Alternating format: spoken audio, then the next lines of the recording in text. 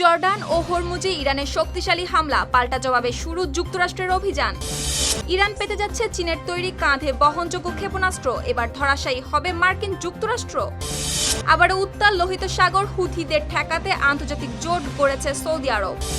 পাকিস্তানে পুলিশের চেকপোস্টে টিটিপির ভয়াবহ হামলা, বাড়ছে হতাহতের সংখ্যা। স্বরাষ্ট্রমন্ত্রী অমিত শাহর পদত্যাগ দাবি বিরোধী নেতা রাহুল গান্ধীর, ককরোচ জনতা পার্টি সিজেপিও দিয়েছে সমর্থন। প্রয়োজনে দাঁড়াবো ট্রাম্পের বিরুদ্ধেও, ক্ষমতায় এসেই কড়া বার্তা ব্রিটিশ প্রধানমন্ত্রীর। স্পেনের নতুন নতুন এলাকায় ছড়িয়ে পড়ছে দাবানল, আগুন গিলে খাচ্ছে জনপদ। ইরান যুদ্ধে একের পর এক সেনা হারাচ্ছে যুক্তরাষ্ট্র, তবু যুদ্ধ বন্ধ না করে তথ্য গোপনের চেষ্টায় ট্রাম্প প্রশাসন। ভারতকে চোখ রাঙাচ্ছে চীন, সীমান্তে মোতায়েন 11টি জে-20 যুদ্ধ বিমান। এবার ইরানের জাহাজে ইউক্রেনের হামলা, তেহরানের কড়া হুঁশিয়ারি।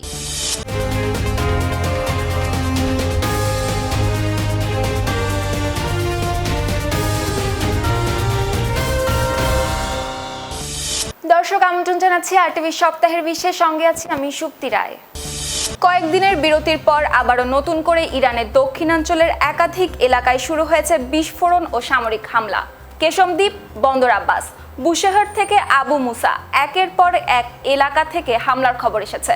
যুক্তরাষ্ট্র জানায় এটি কোনো নতুন যুদ্ধের সূচনা নয়। জর্ডানে মার্কিন ঘাঁটি ও হরমুজ প্রণালীতে জাহাজে ইরানের হামলার পাল্টা জবাব দিতেই শুরু হয়েছে এই শক্তিশালী সামরিক অভিযান। এরই মধ্যে ইরাকে প্রথমবারের মতো যুক্তরাষ্ট্র ও সৌদি আরবের যৌথ সামরিক অভিযানের মাত্র একদিন পরই ইরানের ভেতরে নতুন হামলার ঘোষণা দিয়েছে ওয়াশিংটন। কয়েকদিনের নীরবতার পর আবারও বিস্ফোরণে কেঁপে উঠেছে ইরানের দক্ষিণাঞ্চল। কেশমদ্বীপ থেকে বন্দর আব্বাস, বুশেহর থেকে আবু মুসা, একাধিক এলাকায় হামলার খবর এসেছে সামনে। যুক্তরাষ্ট্র জানায় এটি কোনো নতুন যুদ্ধের সূচনা নয়। জর্ডানে মার্কিন ঘাঁটি ও হরমুজ প্রণালীতে জাহাজে ইরানের হামলার পাল্টা জবাব দিতেই শুরু হয়েছে এই শক্তিশালী সামরিক অভিযান। মার্কিন সেন্ট্রাল কমান্ড বা সেনকম সামাজিক যোগাযোগ মাধ্যমে জানায়, মধ্যপ্রাচ্যে অবস্থানরত মার্কিন বাহিনীর উপর আকস্মিক হামলার জবাব দেওয়া হচ্ছে। তাদের দাবি, গেল মঙ্গলবার জর্ডানে একটি মার্কিন সামরিক ঘাঁটি এবং হরমুজ চলাচলকারী জাহাজে হামলা চালিয়েছিল ইরান। এর আগে ইরাকের ভূখণ্ডে প্রথমবারের মতো প্রকাশ্যে যৌথ সামরিক অভিযান চালায় যুক্তরাষ্ট্র ও সৌদি আরব। ওই অভিযানে ইরানপন্থী মিলিশিয়াদের করা হয় লক্ষ্যবস্তু। তার একদিনের মধ্যেই ইরানের ভেতরে নতুন হামলার ঘোষণা দিল যুক্তরাষ্ট্র। সংবাদ মাধ্যম বিবিসি ও আল জাজিরার প্রতিবেদনে প্রকাশ পেয়েছে এই তথ্য। ইরানের বিভিন্ন সংবাদ মাধ্যম জানায়, কেশমদ্বীপে অন্তত 3টি বিস্ফোরণ হয়েছে। বিস্ফোরণের শব্দ শোনা গেছে বুশেহর, আবাদান, বন্দর আব্বাস, সিরিক, কিশ ও আবু মুসাতেও। তবে এসব হামলায় ঠিক কতটা ক্ষয়ক্ষতি বা প্রাণহানি হয়েছে তা এখনও পরিষ্কার নয়। গেল ফেব্রুয়ারিতে যুক্তরাষ্ট্র ও ইসরায়েল ইরানের বিরুদ্ধে সর্বাত্মক যুদ্ধ শুরু করেছিল। তখন মার্কিন প্রেসিডেন্ট ডোনাল্ড ট্রাম্প বলেছিলেন, যুদ্ধ কয়েক সপ্তাহের মধ্যেই শেষ হতে পারে। কিন্তু 5 মাস পেরিয়ে গেলেও এখনও থামেনি সংঘাত, বরং কয়েকদিনের বিরতির পর আবারও শুরু হয়েছে পাল্টাপাল্টি হামলা। সাম্প্রতিক সময়ে কূটনৈতিক আলোচনার সম্ভাবনা তৈরি হওয়ায় দুই পক্ষই কিছুদিন হামলা কমিয়ে দিয়েছিল। ট্রাম্প সেই আলোচনাকে বন্ধুত্বপূর্ণ বলেই উল্লেখ করেছিলেন, যদিও ইরান স্বীকার করেনি নতুন কোনো আলোচনায় বসার কথা। হামলা শুরুর কয়েক ঘন্টা আগেই ট্রাম্প জানিয়েছিলেন, এবার ইরানকে করা হবে কঠোর আঘাত। তার ভাষ্য অনুযায়ী মার্কিন সেনাদের উপর হামলার পর এখন জবাব দেওয়ার পালা যুক্তরাষ্ট্রের। অন্যদিকে ইরানের ইসলামী বিপ্লবীকার বাহিনী জানায়, মার্কিন সামরিক কমান্ডারদের প্রতিশোধ হিসেবে তারা জর্ডানে একটি বিমান ঘাঁটি ও কমান্ড সেন্টারে হামলা চালিয়েছে। হরমুজ প্রণালীতে 3টি তেলবাহী ট্যাঙ্কারে হামলার কথাও স্বীকার করেছে তারা। আইআরজিসি দাবি, ট্যাঙ্কারগুলো সতর্কবার্তা অমান্য করে চলছিল অনিরাপদ পথে। এর আগে টানা 13 রাত হামলার পর ইরানের বিরুদ্ধে অভিযান বন্ধের ঘোষণা দিয়েছিলেন ট্রাম্প, কিন্তু এক সপ্তাহ না যেতেই বদলে গেছে সেই অবস্থান।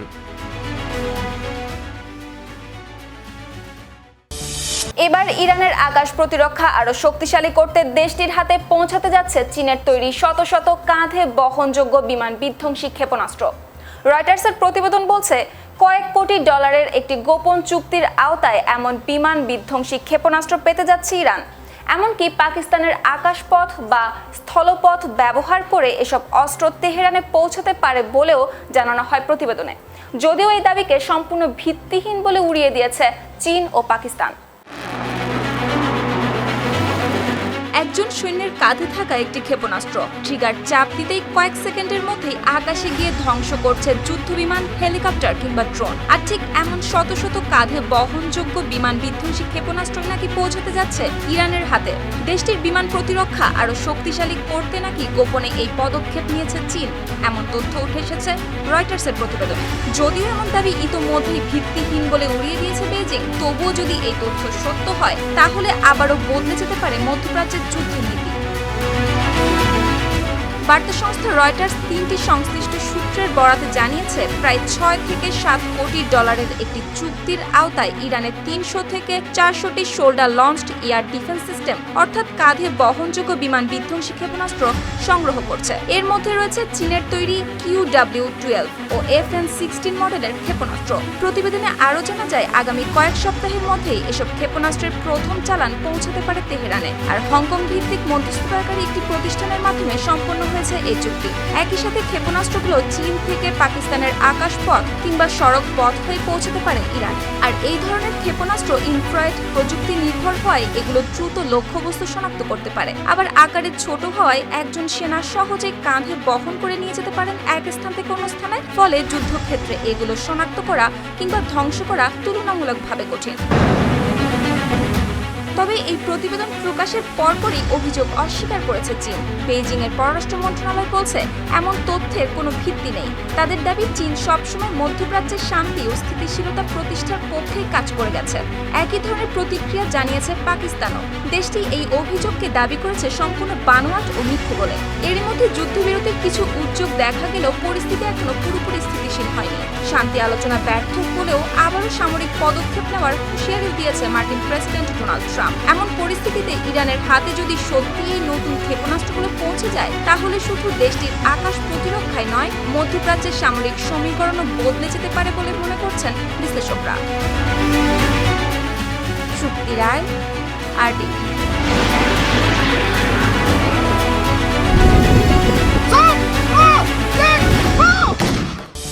লোহিত সাগরে হুথিদের টানা হামলার কারণে আবারও চাপে পড়েছে বিশ্বের অন্যতম গুরুত্বপূর্ণ বাণিজ্যিক নৌপথ। বিশেষ করে তেলবাহী ট্যাঙ্কার ও বাণিজ্যিক জাহাজের নিরাপত্তা নিয়ে বাড়ছে আন্তর্জাতিক উদ্বেগ। এমন পরিস্থিতিতে বড় কূটনৈতিক উদ্যোগ নিয়েছে সৌদি আরব। দেশটি লোহিত সাগরে নৌ চলাচলের নিরাপত্তা নিশ্চিত করতে একটি আন্তর্জাতিক জোট গঠনের চেষ্টা করছে। এই লক্ষ্যে ইতোমধ্যে ডজন খানেক দেশের সঙ্গে আলোচনা শুরু করেছে রিয়াদ। লোহিত সাগরে একের পর এক হামলায় ঝুঁকিতে পড়ছে আন্তর্জাতিক বাণিজ্য। বিশেষ করে তেলবাহী জাহাজগুলোর নিরাপত্তা নিয়ে বাড়ছে উদ্বেগ। এমন পরিস্থিতিতে বড় একটি আন্তর্জাতিক জোট গঠনের উদ্যোগ নিয়েছে সৌদি আরব। দেশটি তেলবাহী ও বাণিজ্যিক জাহাজের নিরাপত্তা নিশ্চিত করতে চেষ্টা করছে একটি আন্তর্জাতিক জোট গঠনের। কিন্তু কারা থাকবে এই জোটে, আর কেন এখনই এমন পদক্ষেপ নিচ্ছে রিয়াদ? বিষয়টি সম্পর্কে অবগত দুটি সূত্রের বরাতে রয়টার্স জানায়, সম্ভাব্য এই জোট গঠনের লক্ষ্যে ইতিমধ্যে ডজন খানেক দেশের সঙ্গে আলোচনা শুরু করেছে রিয়াদ। তবে কোন কোন দেশ এতে যোগ দেবে সে বিষয়ে এখনো হয়নি চূড়ান্ত সিদ্ধান্ত। এ নিয়ে সৌদি সেন্টার ফর ইন্টারন্যাশনাল কমিউনিকেশনসের কাছে মন্তব্য চাওয়া হলেও তাৎক্ষণিকভাবে পাওয়া যায়নি কোনো প্রতিক্রিয়া। উত্তেজনার সূত্রপাত হয় গেল 20 জুলাই। সেদিন ইরান সমর্থিত হুথি গোষ্ঠী ঘোষণা দেয়, ইয়েমেনের উপর সৌদি আরবের কথিত অবরোধের জবাবে তারা লোহিত সাগরে সৌদি আরবের বিরুদ্ধে আরোপ করছে নৌ অবরোধ। তবে ইয়েমেন অবরোধের অভিযোগ অস্বীকার করেছে সৌদি আরব। এরপর থেকেই হুথিরা দাবি করে তারা লোহিত সাগরে সৌদি সংশ্লিষ্ট জাহাজে একাধিক হামলা চালিয়েছে। পাল্টা জবাবে সৌদি আরব ইয়েমেনের হুদাইদা বন্দরে হুথিদের সামরিক স্থাপনাগুলোতে চালায় বিমান হামলা। রিয়াদের দাবি, হুদাইদা বন্দরকে ব্যবহার করে হুথিরা বাণিজ্যিক জাহাজের চলাচল হুমকির মুখে ফেলেছিল, তাই ওই স্থাপনাগুলোকে লক্ষ্য করেই অভিযান চালানো হয়েছে। এদিকে এই পরিস্থিতি শুধু সৌদি আরব বা ইয়েমেনের মধ্যে নেই সীমাবদ্ধ। বিশ্লেষকদের মতে এটি যুক্তরাষ্ট্র ও তার মিত্রদের মধ্যে ইরান সমর্থিত গোষ্ঠীগুলোর চলমান উত্তেজনায় তৈরি করছে নতুন একটি সামুদ্রিক ফ্রন্ট। এর প্রভাব পড়তে শুরু করেছে বৈশ্বিক জ্বালানি বাজারেও। পারস্য উপসাগরের বাইরে চলাচলকারী তেলবাহী ট্যাঙ্কারগুলোর উপর হামলার ঝুঁকি বেড়ে যাওয়ায় আন্তর্জাতিক বাজারে আবারও দেখা দিয়েছে তেলের দাম বাড়ার প্রবণতা। পাকিস্তানের নিরাপত্তা বাহিনীর ওপর জঙ্গি হামলা আবারও উদ্বেগজনক হারে বাড়ছে। বিশেষ করে আফগানিস্তানের সীমান্ত ঘেঁষা খাইবার পখতুনখোয়া প্রদেশে একের পর এক হামলা দেশটির নিরাপত্তা পরিস্থিতি নিয়ে নতুন করে প্রশ্ন তুলছে। এবার হাঙ্গু জেলায় একটি পুলিশ চেকপোস্টে ভয়াবহ হামলা চালিয়েছে নিষিদ্ধ জঙ্গি গোষ্ঠী তেহরিকে তালেবান পাকিস্তান TTP। ঘণ্টার পর ঘণ্টা ধরে চলা এই হামলায় ডেপুটি সুপারিনটেন্ডেন্ট অব পুলিশ সহ 11 জন পুলিশ সদস্য নিহত হয়েছেন। একই রাতে পেশোয়ারেও আরেকটি পুলিশ চেকপোস্টকে লক্ষ্য করে হামলা চালানোর চেষ্টা হয়।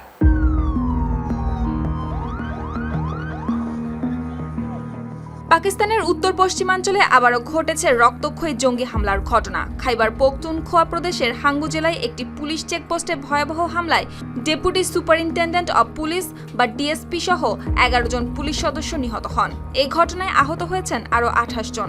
দেশটির সংবাদ মাধ্যম ডনের বরাতে বার্তা সংস্থা এপি জানিয়েছে, বুধবার গভীর রাতে হাঙ্গুর খাজিনা বান্দা পুলিশ চেকপোস্টে হামলা চালায় নিষিদ্ধ জঙ্গি গোষ্ঠী তেহরিকে তালেবান পাকিস্তান টিটিপির সদস্যরা। আঞ্চলিক পুলিশের মহাপরিদর্শক জুলফিকার হামিদ জানিয়েছেন, হামলার সময় দায়িত্বে থাকা পুলিশ সদস্যরা চেষ্টা করেছিলেন জঙ্গিদের প্রতিহত করতে।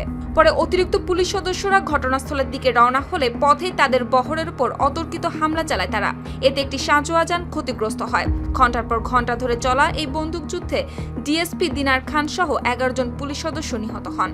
তবে পুলিশের দাবি, পাল্টা অভিযানে টিটিপির অন্তত ১৫ জন সদস্য নিহত হয়েছেন এবং আহত হয়েছেন আরও কয়েকজন। এদিকে একই রাতে পেশোয়ারের আরেকটি পুলিশ চেকপোস্টেও হামলা চালায় জঙ্গিরা। তবে সেখানে পুলিশের পাল্টা জবাবের মুখে হামলাকারীরা পালিয়ে যায়। ওই ঘটনায় কোনো পুলিশ সদস্য আহত হননি। তবে ঘটনার পর খাইবার পখতুনখোয়া পুলিশের পক্ষ থেকে জানানো হয়েছে, সন্ত্রাসবাদ নির্মূল না হওয়া পর্যন্ত অভিযান অব্যাহত থাকবে। সুপ্তি রায়, RTV। ভারতে প্রশ্নপত্র ফাঁসকে কেন্দ্র করে শুরু হওয়া শিক্ষার্থীদের আন্দোলন এবার আর শুধু পরীক্ষা বাতিল বা শিক্ষা ব্যবস্থার অনিয়মের মধ্যে সীমাবদ্ধ নেই। ধীরে ধীরে এটি রূপ নিচ্ছে কেন্দ্রীয় সরকারের বিরুদ্ধে বড় ধরনের রাজনৈতিক আন্দোলনে। ২০ জুলাইয়ের পুলিশি অভিযানে শিক্ষার্থীদের ওপর ছোড়া গুলি চালানোর অভিযোগকে সামনে এনে এবার সরাসরি কেন্দ্রীয় স্বরাষ্ট্রমন্ত্রী অমিত শাহর পদত্যাগ দাবি করেছেন বিরোধী দলীয় নেতা রাহুল গান্ধী। তার এই দাবির প্রতি সমর্থন জানিয়েছে আন্দোলনের নেতৃত্ব দেওয়া ককরোচ জনতা পার্টি বা সিজেপি।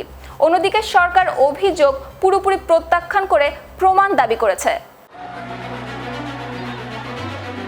ভারতে প্রশ্নপত্র ফাঁসের প্রতিবাদে শুরু হয়েছিল শিক্ষার্থীদের আন্দোলন, কিন্তু সেই আন্দোলন এখন আর সীমাবদ্ধ নেই শুধু শিক্ষা ব্যবস্থার অনিয়মের মধ্যেই। ২০ জুলাইয়ের পুলিশি অভিযানে শিক্ষার্থীদের উপর ছররা গুলি চালানোর অভিযোগ ঘিরে এবার সরাসরি কেন্দ্রীয় স্বরাষ্ট্রমন্ত্রী অমিত শাহর পদত্যাগ দাবি করেছেন বিরোধী দলের নেতা রাহুল গান্ধী। আর তার এই দাবির পাশে দাঁড়িয়েছে তরুণদের নেতৃত্বে গড়ে তোলা ককরোচ জনতা পার্টি সিজেপি। প্রশ্নপত্র ফাঁস ঠেকাতে ও জড়িত ব্যক্তিদের কঠোর শাস্তি দিতে কেন্দ্রীয় সরকার লোকসভায় আনে একটি সংশোধনী বিল। গেল বুধবার রাতে বিলটি কণ্ঠভোটে পাশ হয়। তবে বিল নিয়ে আলোচনার সময় বিরোধী দলীয় নেতা রাহুল গান্ধী ২০ জুলাইয়ে সহিংসতার প্রসঙ্গ তুলে করেন তীব্র আক্রমণ।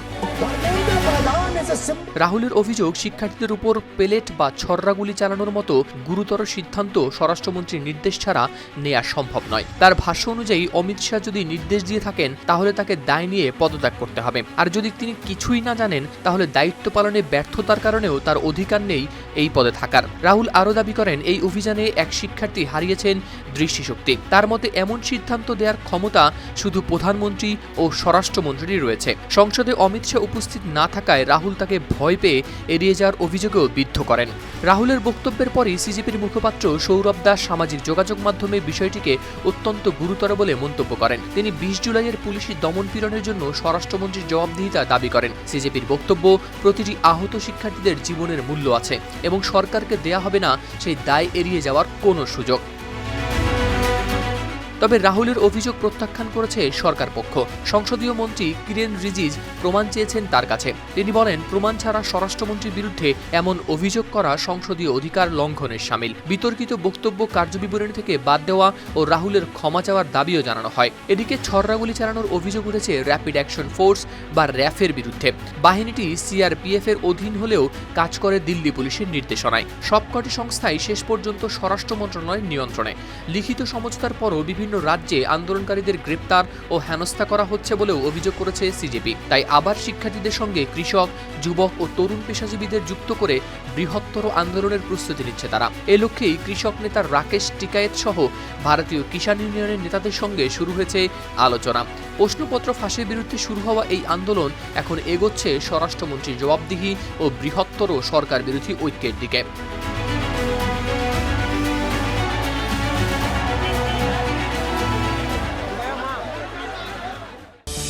যুক্তরাষ্ট্র ও যুক্তরাজ্যের সম্পর্ককে বিশ্বের অন্যতম ঘনিষ্ঠ কৌশলগত জোট হিসেবে বিবেচনা করা হয়, কিন্তু দায়িত্ব নেওয়ার পরই সেই প্রচলিত অবস্থান থেকে কিছুটা ভিন্ন বার্তা দিলেন যুক্তরাজ্যের নতুন প্রধানমন্ত্রী অ্যান্ডি বার্নহাম।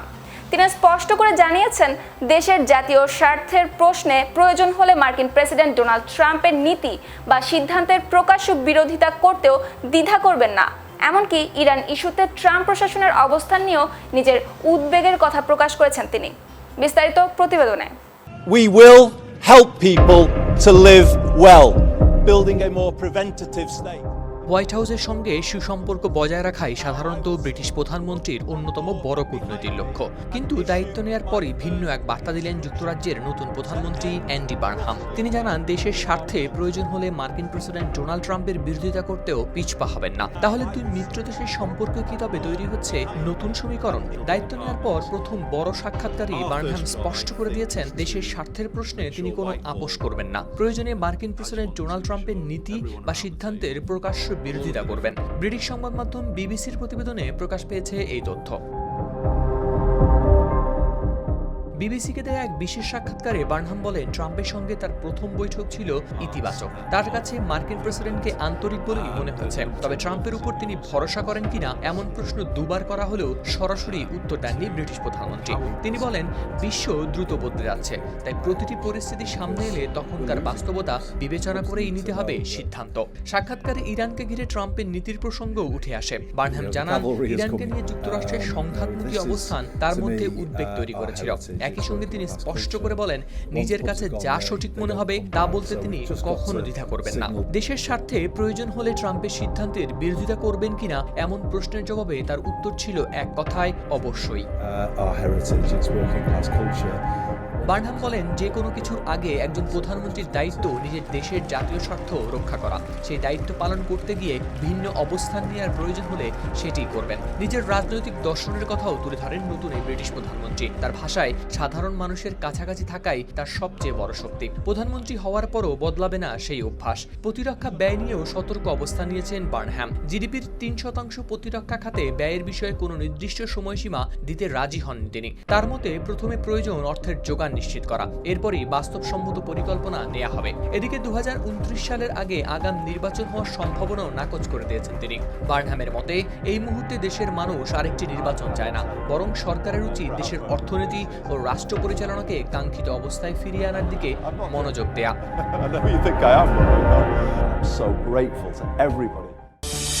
আগুনের হাত থেকে বাঁচতে ঘর ছেড়ে বেরিয়ে এসেছেন মানুষ, কিন্তু সেই সঙ্গে পিছনে ফেলে এসেছেন সারা জীবনের সঞ্চয় আর অগণিত স্মৃতি। আর এখন তাদের সবচেয়ে বড় ভয় আগুন নয়, বরং ফিরে গিয়ে আদৌ কোনো ঘর খুঁজে পাবেন কিনা, নাকি অপেক্ষা করছে শুধু ছাই, পোড়া গাছ আর ধ্বংসস্তূপ। এই অনিশ্চয়তাই এখন স্পেনের সীমান্তবর্তী জনপদগুলোর হাজারো মানুষের কাছে সবচেয়ে বড় আতঙ্ক হয়ে উঠেছে। আগুনের তাণ্ডব থেকে বাঁচতে মানুষগুলো আজ ঘর ছেড়ে পালাচ্ছেন ঠিকই, কিন্তু আগুনের মধ্যে হারিয়ে যাচ্ছে তাদের জীবনের সব স্মৃতি। হয়তো মনে জাগছে নানা প্রশ্ন, আগুন নিভে গেলে ফিরে গিয়ে আদৌ কোনো ঘরের চিহ্ন খুঁজে পাবেন কি, নাকি শুধু ছাই আর ধ্বংসস্তূপই অপেক্ষা করবে তাদের জন্য। এই অনিশ্চয়তাই এখন সবচেয়ে বড় আতঙ্ক হয়ে দাঁড়িয়েছে স্পেনের সীমান্তবর্তী এসব জনপদের মানুষের জন্য। স্পেনের উত্তর পশ্চিমাঞ্চলের ফার্মোসেল এলাকায় পর্তুগাল সীমান্তের কাছে দ্রুত ছড়িয়ে পড়ছে এই ভয়াবহ দাবানল। আগুনের বিস্তার এতটাই ভয়াবহ যে আরিবোস দেল দুয়ারো প্রাকৃতিক উদ্যানের ভেতরে থাকা হাজার হাজার হেক্টর বনভূমি ও চারণভূমি ইতোমধ্যেই পুড়ে গেছে। পরিস্থিতি নিয়ন্ত্রণের বাইরে চলে যাওয়ায় স্থানীয় প্রশাসন 14টি জনপদের বাসিন্দাদের জরুরি ভিত্তিতে সরিয়ে নেওয়ার নির্দেশ দিয়েছে। স্প্যানিশ সামরিক জরুরি ইউনিট ও গার্ডিয়া সিভিলের সদস্যরা দিনরাত অভিযান চালিয়ে বাসিন্দাদের নিরাপদ স্থানে সরিয়ে নিচ্ছেন। বিশেষ করে শিশু, নারী ও বয়স্কদের বাসে করে ঝুঁকিপূর্ণ এলাকা থেকে বের করে আনা হচ্ছে। আর দমকল কর্মীরা আগুনের বিস্তার ঠেকানোর চেষ্টা করছেন, কিন্তু তীব্র বাতাস ও শুষ্ক আবহাওয়ার কারণে আগুন বারবার নতুন নতুন এলাকায় ছড়িয়ে পড়ছে।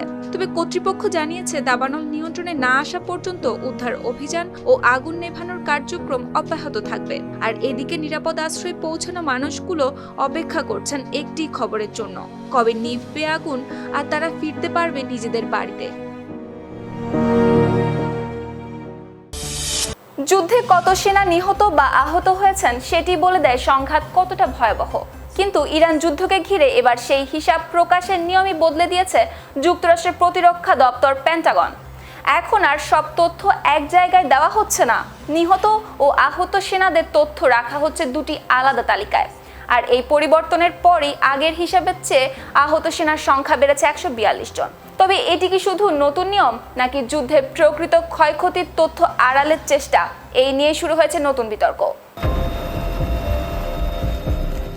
ইরান যুদ্ধে ঠিক কতজন মার্কিন সেনা নিহত ও আহত হয়েছেন সেই হিসাব জানতে এখন আর একটি তালিকা দেখলেই হবে না, কারণ পেন্টাগন বদলে দিয়েছে তথ্য প্রকাশের পদ্ধতি। যুদ্ধের হতাহতের সংখ্যা এখন রাখা হচ্ছে দুটি আলাদা ওয়েবসাইটে, আর এই পরিবর্তনের পরেই আগের হিসাবের চেয়ে আহত সেনার সংখ্যা বেড়েছে 142 জন। ফলে নতুন করে উঠেছে প্রশ্ন, এটি কি শুধুই তথ্য সাজানোর নতুন পদ্ধতি নাকি প্রকৃত ক্ষয়ক্ষতির আড়াল করার চেষ্টা? গেল 7 জুলাই ইরান ও যুক্তরাষ্ট্রের যুদ্ধবিরতি ভেঙে আবারও তীব্র হয় সংঘাত। এরপর থেকে নিহত ও আহত মার্কিন সেনাদের তথ্য ইরান যুদ্ধের মূল তালিকায় না রেখে বিদেশে পরিচালিত সামরিক অভিযানে হতাহত নামে আলাদা বিভাগে প্রকাশ করেছে পেন্টাগন। মার্কিন সংবাদ মাধ্যম নিউ ইয়র্ক টাইমসের প্রতিবেদনে প্রকাশ পেয়েছে এই তথ্য। অর্থাৎ যুদ্ধ শুরুর পর মোট হতাহতের সংখ্যা জানতে এখন দুটি পৃথক তালিকার তথ্য যোগ করতে হবে। সমালোচকদের মতে এতে সাধারণ মানুষের পক্ষে যুদ্ধের প্রকৃত ক্ষয়ক্ষতি বোঝা আরো কঠিন হয়ে পড়েছে। নতুন হিসাবে 7 জুলাইয়ের পর আহত মার্কিন সেনার সংখ্যা দেখানো হয়েছে 207, অথচ এর আগে পেন্টাগনের প্রধান মুখপাত্র শন পার্নেল দাবি করেছিলেন ওই সময়ের পর আহতের সংখ্যা 100 এর কম। হালনাগাদ হিসাব অনুযায়ী 28 ফেব্রুয়ারি যুদ্ধ শুরু হওয়ার পর থেকে মোট আহত মার্কিন সেনার সংখ্যা এখন 624, নিহত হয়েছেন মোট 18 জন। এই বিতর্ক আরও তীব্র হয় যখন পেন্টাগনের ওয়েবসাইটে নিহত 4 সেনার তথ্য হঠাৎই বাদ দেওয়া হয়। এতে ইরান যুদ্ধে নিহতের সংখ্যা 18 থেকে কমে 14 হয়ে যায়। পরে পেন্টাগন জানায় এটি ছিল একটি সাময়িক তথ্যগত ত্রুটি। তবে 4 সেনার নাম আবার যুক্ত করা হলেও তাদের রাখা হয়নি মূল যুদ্ধের তালিকায়, আলাদা বিদেশি সামরিক অভিযান হিসেবে রাখা হয়েছে অন্য বিভাগে। এই 4 সেনা জর্ডান ও ইরাকে সাম্প্রতিক হামলায় নিহত হয়েছিলেন। পেন্টাগনের যুক্তি ছিল যুদ্ধবিরতির পর তার নিহত হওয়ায় তাদের রাখা হয়েছে আলাদা শ্রেণীতে। কিন্তু সাবেক সেনা সদস্য, সামরিক পরিবার ও আইন প্রণেতাদের অনেকেই সন্তুষ্ট নন এই ব্যাখ্যায়। এছাড়া আরও অভিযোগ করা হয়েছে জর্ডানে মার্কিন ঘাঁটিতে ইরানের একাধিক হামলায় কয়েক ডজন সেনা আহত হলেও তাৎক্ষণিকভাবে সেই তথ্য প্রকাশ করা হয়নি। পেন্টাগন জানায় অপারেশনাল নিরাপত্তার কারণে প্রতিটি হামলার বিস্তারিত জানানো সম্ভব নয়। তবে সমালোচকরা জানান যুদ্ধের রাজনৈতিক কম দেখাতেই ধাপে ধাপে প্রকাশ করা হচ্ছে এই তথ্য। এই অবস্থায় ডেমোক্রেট সিনেটরদের একটি দল প্রতিরক্ষামন্ত্রী পিট হেগসেথের কাছে চেয়েছেন পূর্ণাঙ্গ ও বিস্তারিত হিসাব। তাদের ভাষ্য, নিহত ও আহত সেনাদের প্রকৃত সংখ্যা জানার অধিকার রয়েছে মার্কিন জনগণ, কংগ্রেস এবং সামরিক পরিবারগুলোর।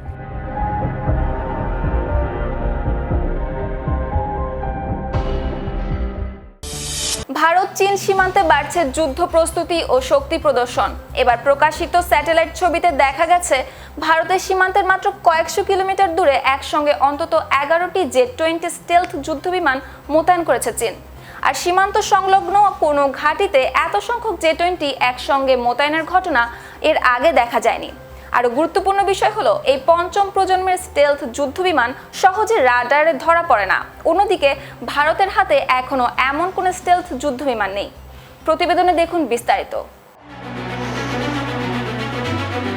স্যাটেলাইটের একটি ছবি, আর সেই ছবিতে ভারত সীমান্তের মাত্র কয়েকশো কিলোমিটার দূরে একসঙ্গে দেখা গেছে চীনের 11টি স্টেলথ যুদ্ধবিমান। কিন্তু সীমান্তবর্তী কোনো বিমান ঘাঁটিতে এত সংখ্যক জে-20 মোতায়েনের ঘটনা আগে কখনো দেখা যায়নি। যে যুদ্ধবিমানকে রাডারে খুঁজে পাওয়া কঠিন, সেই পঞ্চম প্রজন্মের যুদ্ধবিমান এখন অবস্থান করছে ভারতের সীমান্তের একেবারে কাছাকাছি। যদিও আকাশে এখনো কোনো যুদ্ধ শুরু হয়নি, তবু সীমান্তের ওপারে এমন সামরিক প্রস্তুতি মুহূর্তেই বদলে দিতে পারে আকাশ যুদ্ধের নীতি। কারণ ভারতের হাতে এখনো একটি স্টেলথ যুদ্ধবিমানও নেই। আর ঠিক সেই সময় সীমান্তের কাছেই একসঙ্গে এতগুলো যুদ্ধবিমান নতুন করে উদ্বেগ বাড়িয়েছে এশিয়ার 2 পরমাণু শক্তিধর প্রতিবেশীর মধ্যে। চীনের এই নতুন সামরিক মোতায়েনের তথ্য সামনে এসেছে মহাকাশ ভিত্তিক তথ্য বিশ্লেষণকারী প্রতিষ্ঠান ফ্যান্টরের প্রকাশিত বাণিজ্যিক স্যাটেলাইট ছবিতে। সেখানে দেখা যায় জুনের শেষ দিকে ও জুলাইয়ের শুরুতে ভারতের সীমান্ত সংলগ্ন দুটি গুরুত্বপূর্ণ বিমান ঘাঁটিতে একসঙ্গে অন্তত 11টি জে-20 স্টেলথ যুদ্ধবিমান মোতায়েন করেছে বেইজিং। 9 জুলাই তোলা একটি ছবিতে জেজিয়াংয়ের হেতান বিমান ঘাঁটিতে 7টি জে-20 দেখা যায়। এই ঘাঁটি ভারতের লেহ থেকে প্রায় 389 কিলোমিটার এবং দৌলত বেগ ওল গোলডি বিমান ঘাঁটি থেকে মাত্র 245 কিলোমিটার দূরে। একই সময়ে তিব্বতের দামসুং বিমান ঘাঁটিতে শনাক্ত করা হয়েছে আরও 4টি J-20। এই ঘাঁটিটি অরুণাচল প্রদেশের তাওয়াং সীমান্ত থেকে প্রায় 344 কিলোমিটার দূরে। ভারতের সংবাদ মাধ্যম এনডিটিভি এসব স্যাটেলাইট ছবি বিশ্লেষণ করে জানিয়েছে, ভারত সীমান্তের কাছাকাছি কোনো চীনা ঘাঁটিতে এর আগে একসঙ্গে এত বেশি J-20 যুদ্ধবিমানের মোতায়েনের নজির পাওয়া যায়নি। ফলে বিষয়টি স্পষ্ট, এটি নিছক শক্তি প্রদর্শনের জন্য নয়, বরং পূর্ণাঙ্গ অপারেশনাল সক্ষমতারই প্রমাণ। কারণ J-20 যুদ্ধবিমানের সবচেয়ে বড় শক্তি এর স্টেলথ প্রযুক্তি। বিশেষ নকশা ও রাডার শোষণকারী উপকরণ ব্যবহারের কারণে এই বিমান সহজে ধরা পড়ে না রাডারে। ফলে শত্রুপক্ষের আকাশ সীমায় প্রবেশ, নজরদারি এবং হামলা চালানোর ক্ষেত্রে এটি বাড়তি কৌশলগত সুযোগ পেয়ে থাকে। আর এখানেই ভারতের জন্য তৈরি হয়েছে বড় চ্যালেঞ্জ।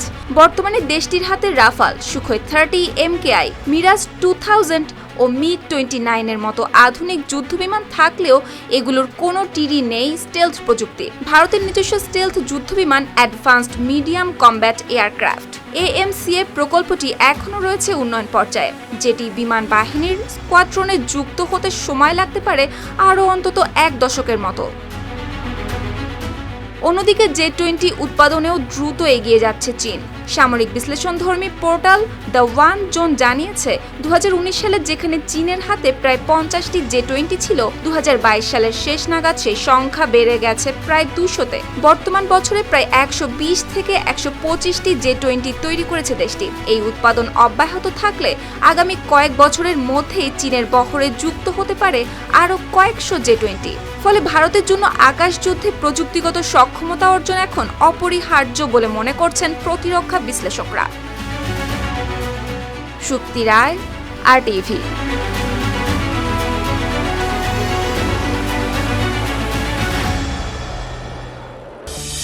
রাশিয়া ইউক্রেন যুদ্ধ এখন আর শুধু দুই দেশের সীমান্তে সীমাবদ্ধ নেই।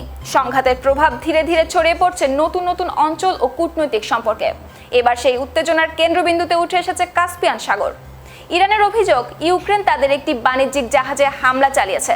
তবে ইউক্রেন বলছে, তারা ইরান সংশ্লিষ্ট সামরিক সরঞ্জাম বহনকারী একটি লক্ষ্যবস্তুতে আঘাত করেছে। দুই পক্ষের এই পরস্পর বিরোধী দাবির মধ্যে নতুন করে প্রশ্ন উঠেছে, রাশিয়া ইউক্রেন যুদ্ধ কি এবার আরও বড় আঞ্চলিক সংকটের রূপ নিতে যাচ্ছে? বিশেষ করে ইরান সরাসরি আন্তর্জাতিক মহলের হস্তক্ষেপ চাওয়ায় পরিস্থিতি নতুন কূটনৈতিক মোড় নেওয়ার আশঙ্কাও তৈরি হয়েছে। একদিকে এখনও থামেনি মধ্যপ্রাচ্যের উত্তেজনা, অন্যদিকে ঠিক তখনই নতুন করে আলোচনায় উঠে এসেছে কাস্পিয়ান সাগর। ইরানের দাবি, তাদের একটি বাণিজ্যিক জাহাজে হামলা চালিয়েছে ইউক্রেন। এতে নিহত হয়েছেন একজন নাবিক, আহত হয়েছেন আরেকজন। তবে ইউক্রেনের পক্ষ থেকে এসেছে ভিন্ন ধরনের বক্তব্য। তাহলে কি ঘটেছিল সেখানে, আর কেন এই ঘটনা রাশিয়া ইউক্রেন যুদ্ধকে আরো বড় পরিসরে ছড়িয়ে পড়ার আশঙ্কা তৈরি করেছে? ইরানের রাষ্ট্রীয় বার্তা সংস্থা ইরনা জানায়, হামলার পর তেহরানে নিযুক্ত ইউক্রেনের ভারপ্রাপ্ত রাষ্ট্রদূতকে তলব করেছে দেশটির পররাষ্ট্র মন্ত্রণালয়। ইরানের অভিযোগ, কিয়েভের নেতৃত্ব স্বীকার করেছে এই হামলার কথা এবং এটি ইরানের প্রতি ইউক্রেনের বৈরী নীতির ধারাবাহিকতা। সংবাদ মাধ্যম আল জাজিরা ও রয়টার্সের প্রতিবেদনে প্রকাশ পেয়েছে এই তথ্য। ইরান জানায়, নিজেদের জাতীয় স্বার্থ রক্ষায় প্রয়োজনীয় ব্যবস্থা নিতে তারা প্রস্তুত। একই সঙ্গে জাতিসংঘ নিরাপত্তা পরিষদ, ইউরোপীয় ইউনিয়ন এবং আন্তর্জাতিক সম্প্রদায়ের কাছে এই ঘটনার কঠোর প্রতিক্রিয়া জানানোর আহ্বান জানিয়েছেন পররাষ্ট্রমন্ত্রী আব্বাস আরাকচি। তার দাবি, একটি বাণিজ্যিক জাহাজে হামলা জাতিসংঘ সনদের 2-4 অনুচ্ছেদের পরিপন্থী এবং এ ধরনের ঘটনা রাশিয়া ইউক্রেন যুদ্ধকে আরো বিস্তৃত করার ঝুঁকি তৈরি করতে পারে। এদিকে ইউক্রেনের প্রেসিডেন্ট ভলোদিমির জেলেনস্কি সামাজিক যোগাযোগ মাধ্যমে এক পোস্টে দাবি করেছেন, কাস্পিয়ান সাগরে পরিচালিত দূরপাল্লার অভিযানে ইউক্রেন গুরুত্বপূর্ণ সাফল্য পেয়েছে। তার ভাষ্য অনুযায়ী, হামলায় ইরান সংশ্লিষ্ট সামরিক সরঞ্জাম পরিবহনে ব্যবহৃত একটি জাহাজ এবং একটি যুদ্ধ জাহাজে আঘাত আনা হয়েছে। তবে তিনি ইরানের অভিযোগে উল্লেখ করা নির্দিষ্ট বাণিজ্যিক জাহাজের নাম উল্লেখ করেননি এবং একজন নাবিক নিহত হওয়ার বিষয়েও করেননি কোনো মন্তব্য। এদিকে এই ঘটনার মধ্যে ইউক্রেন উপসাগরীয় দেশগুলোকে ড্রোন প্রতিরোধ প্রযুক্তি ও বিশেষজ্ঞ সহায়তা দেওয়ার প্রস্তাব দিয়েছে। কাতার, সংযুক্ত আরব আমিরাত, সৌদি আরব ও কুয়েতে বিশেষজ্ঞ পাঠানোর কথাও জানিয়েছে কিয়েভ। অন্যদিকে জেলেনস্কি অভিযোগ করেন, রাশিয়ায় উপসাগরীয় অঞ্চলে থাকা কয়েকটি মার্কিন সামরিক স্থাপনার স্যাটেলাইট ছবি সরবরাহ করেছে ইরানের কাছে। যদিও এই অভিযোগের বিষয়ে রাশিয়ার পক্ষ থেকে পাওয়া যায়নি তাৎক্ষণিক কোনো প্রতিক্রিয়া। 2022 সালে ইরান রাশিয়াকে শাহেদ ড্রোন সরবরাহ করার অভিযোগের পর থেকেই তেহরান ও কিয়েভের সম্পর্ক ক্রমশ অবনতির দিকে যায়। ইউক্রেনের দাবি, সেই ড্রোনের পরিবর্তিত সংস্করণ ব্যবহার করে রাশিয়া ইউক্রেনে চালিয়েছে ব্যাপক হামলা।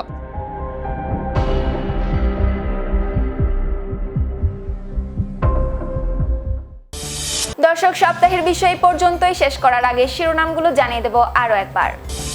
জর্ডান ও হরমুজে ইরানের শক্তিশালী হামলা, পাল্টা জবাবে শুরু যুক্তরাষ্ট্রের অভিযান। ইরান পেতে যাচ্ছে চীনের তৈরি কাঁধে বহনযোগ্য ক্ষেপণাস্ত্র, এবার ধরাশায়ী হবে মার্কিন যুক্তরাষ্ট্র। আবারও উত্তাল লোহিত সাগর, হুথিদের ঠেকাতে আন্তর্জাতিক জোট গড়েছে সৌদি আরব। পাকিস্তানে পুলিশের চেকপোস্টে টিটিপির ভয়াবহ হামলা, বাড়ছে হতাহতের সংখ্যা। স্বরাষ্ট্রমন্ত্রী অমিত শাহর পদত্যাগ দাবি বিরোধী নেতা রাহুল গান্ধীর। ককরোচ জনতা পার্টি সিজেপিও দিয়েছে সমর্থন। প্রয়োজনে দাঁড়াবো ট্রাম্পের বিরুদ্ধেও, ক্ষমতায় এসেই কড়া বার্তা ব্রিটিশ প্রধানমন্ত্রীর। স্পেনের নতুন নতুন এলাকায় ছড়িয়ে পড়ছে দাবানল, আগুন গিলে খাচ্ছে জনপদ। ইরান যুদ্ধে একের পর এক সেনা হারাচ্ছে যুক্তরাষ্ট্র, তবু যুদ্ধ বন্ধ না করে তথ্য গোপনের চেষ্টায় ট্রাম্প প্রশাসন। ভারতকে চোখ রাঙাচ্ছে চীন, সীমান্তে মোতায়েন 11টি জে-20 যুদ্ধ বিমান। এবার ইরানের জাহাজে ইউক্রেনের হামলা, তেহরানের কড়া হুঁশিয়ারি। দর্শক, এই ছিল সপ্তাহের বিষয়ে। এতক্ষণ সঙ্গে থাকার জন্য ধন্যবাদ।